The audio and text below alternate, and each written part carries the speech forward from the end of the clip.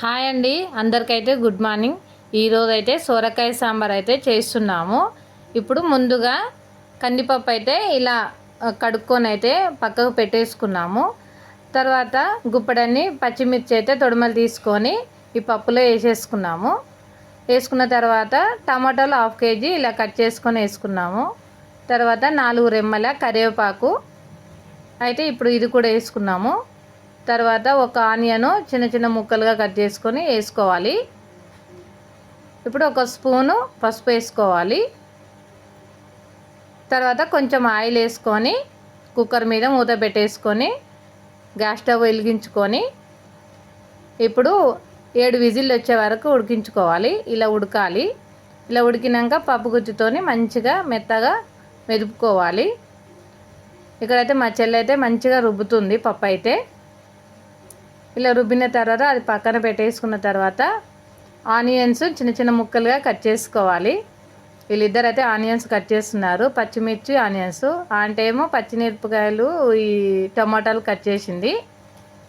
తర్వాత ఇప్పుడు అంకుల్ అయితే సొరకాయ చిన్న చిన్న ముక్కలుగా కట్ చేస్తున్నాడు. ఇప్పుడైతే పోపుకైతే రెడీ అయిపోయాయి అన్ని ఐటమ్స్ అయితే. పచ్చిమిర్చి కచ్చపచ్చగా దంచుకున్న వెల్లుల్లిపాయలు, అది కరివేపాకు, కొత్తిమీర చిన్న చిన్న ముక్కలుగా కట్ చేసుకున్నది, టమాటాలు ఇలా రెడీ అయిపోయాయి. ఇప్పుడు స్టవ్ మీద గిన్నె పెట్టేసుకొని ఆయిల్ వేసుకోవాలి. తగినంత ఆయిల్ వేసుకున్న తర్వాత అది పోపు గింజలు వేసుకోవాలి. తర్వాత ఇప్పుడు ఎండుమిర్చి వేసుకోవాలి. ఇది వేగిన తర్వాత కొన్ని పచ్చిమిర్చి వేసుకోవాలి. పచ్చిమిర్చి వేసుకున్న తర్వాత ఇప్పుడు ఆనియన్స్ కరివేపాకు వేసుకున్నాము. వేసుకున్నాక ఇప్పుడు మంచిగా అవి వేగిన తర్వాత ఇప్పుడు సొరకాయ ముక్కలు అయితే వేసుకోవాలి. వేసుకున్నాక 2 స్పూన్ల పసుపు వేసుకోవాలి. ఇప్పుడు మంచిగా ఇవి కలుపుకొని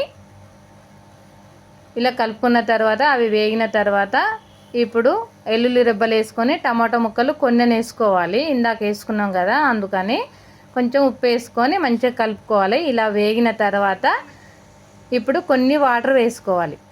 వాటర్ వేసుకొని ఉడికిన తర్వాత 50% ఉడికిన తర్వాత ఇప్పుడు పప్పు వేసుకోవాలి.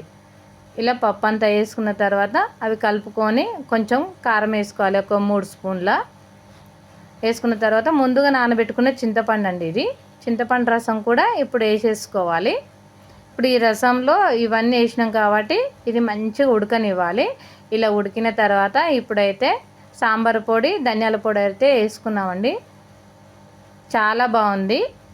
చివరిగా మేమైతే కొత్తిమీర వేసేసుకొని దించేసుకున్నాము. చాలా బాగుంది. మీకు నచ్చితే మీరు కూడా చేసుకోండి. Bye bye.